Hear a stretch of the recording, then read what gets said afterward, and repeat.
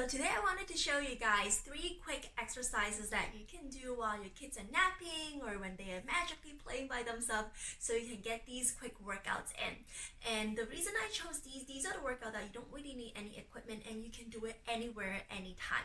The very first one, oh yes, and by the way, this is literally where I exercise and do all the at-home workouts. Like, it's in my living room, like very small space here.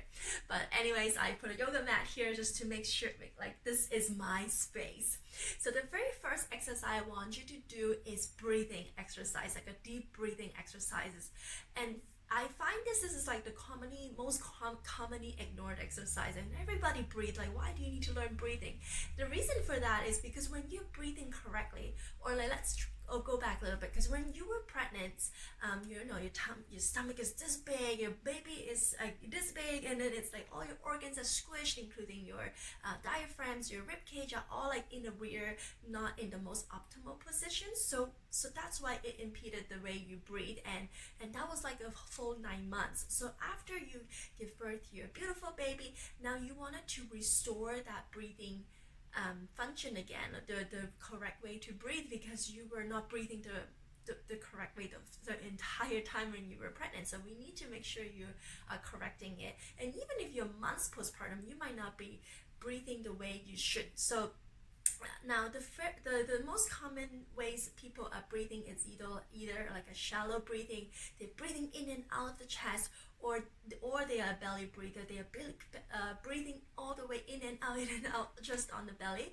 But what I really want you to try is, you can try kneeling on. So I will show you the steps. So you can try kneeling on your yoga mat, and if kneeling is too much for you, you can try to put a yoga block or a cushion or something like this, so you can sit higher up, so it's easier for your back. And just making sure you're not slouching, you're not like overarching your back, just normal, like neutral, stacking the alignment here, like it's straight, like with the lumbar curve here is just a normal curve. And then if you're sitting on a chair, I don't have a chair here, you could definitely do that, but just making sure you are sitting on, like your feet is flat on the floor, and also this is a 90 degree, not higher up like this, not too low, like not like this. So making sure your chair is at the right heights for you. So I'm gonna demonstrate this while I am kneeling on the floor. So what you want to do is to making sure you're not breathing on your chest or just on your belly. What you want to do is put your hand just between your rib cage and your belly area here, so you can kind of feel the rib cage and also feeling the belly area, and the other hand just at the back here, just I guess on your rib cage. So what you wanted to do is take a deep inhale. So I'll stop here. Now when you take a deep inhale, what do you feel? Do you feel like you can't feel this moving at all? And do you feel the back is like expanding? It's like opening up. Can you feel that? So when you take a deep breath, what we wanted to look for is your rib cage is kind of opening up, your belly is filling up with some air, but at the same time your back is also expanding. It's like filling up with air. It's like pushing out your hand a little bit. So let me demonstrate this again.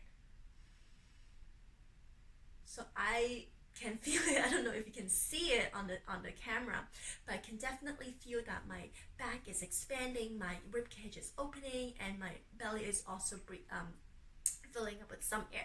Now if everything goes in here and your back is not expanding, then you're not doing it correctly. Then you're filling the belly with too much air, so that's no good.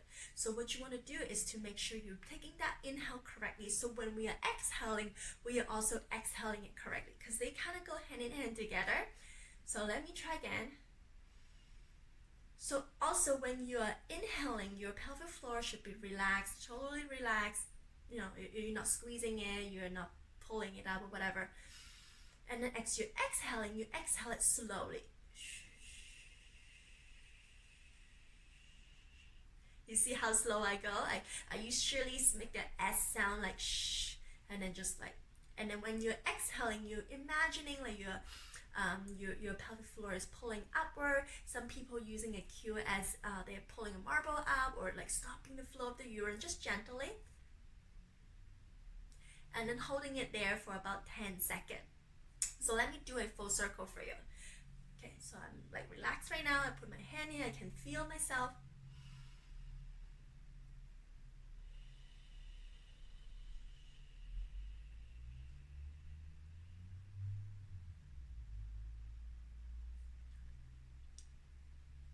Okay, so you see how slow that is? It's completely different than you just I don't even know how to demonstrate that, but it's completely different than just normally breathing. This is a deep breathing, intentionally breathing. So we are using our mind, our brain to send signal to our core to, hey, you have to do this breathing correctly, not just like in and out here or in and out here. So the second exercise I want you to try is doing a squat. Squat has many benefits to healing our diastasis recti, because when we squat, we have to use our core, and then we have to use up our back. So what you want to do is make sure your toes are pointing forward, and as you come down, make sure your core is engaged, your back is flat, and then come back up. When you're standing up, make sure you're standing tall again. Engage that core, lifting your pelvic floor up, and then just do an inhale, and then as you exhale, go down again. Now changing position here. Now if you have trouble doing your squat, what you can do is you can use a door handle. So this is literally my door here. You can hold on to the door knobs here and then help you to do the squat. So I'll show you. So you can hold on to either side, right? So stand up straight and then take a deep breath. And then go up. Relax. Take a deep breath. And then. So now you can kind of go deep, but at the same time you want to make sure you're engaging your core, your back is flat, and then you're not tucking your tailbones in.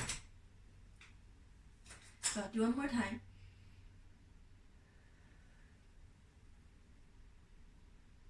Okay? So the last exercise I want you to try involves with the ball, something very squishy, something you can give you some feedback. If you don't have a ball at home, you can try using a squishy pillow just to give you that feedback. So what you want to do is you do this by standing up. You put this ball between your thigh here, and then you point your toes forward, and then so we would practice the breathing exercise again. You can put your hands on your rib cage, just between your rib cage and your belly, and then put the other hand on your back. So making sure you're breathing correctly. And then as you exhale, you're squeezing that ball. And then relax. So let's try again. So when we are exhaling, we wanted to squeeze that ball and then hold it there for like 5 to 10 seconds before we relax. So now let's take a deep breath again. So making sure you're not shallow breathing, you're not taking all the breath on your belly, you're doing a 360-degree expansion.